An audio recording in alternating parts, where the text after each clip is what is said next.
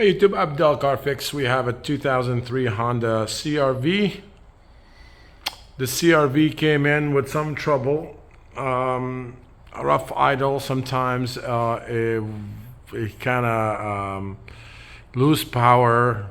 So the customer brought in here and we pulled the code, which is the, I'll show you, the code P1259.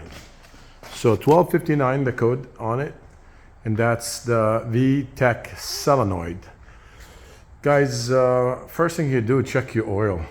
This car, I checked the oil, I found no oil on the dipstick.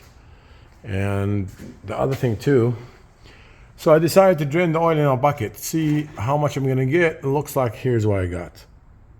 Less than half quart.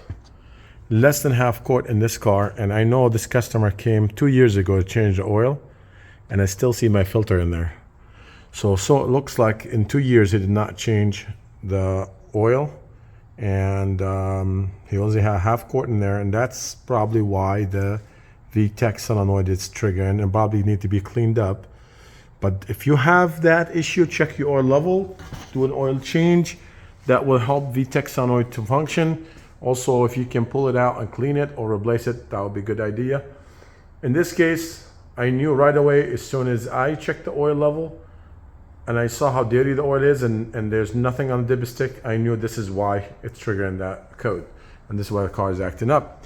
So that's what you do if you have a Honda with those engines, 2.4 engines, with the VTEC solenoid, and it'll check your oil level, check when you change the oil last, those two things to start with, and then you can always clean or replace the solenoid.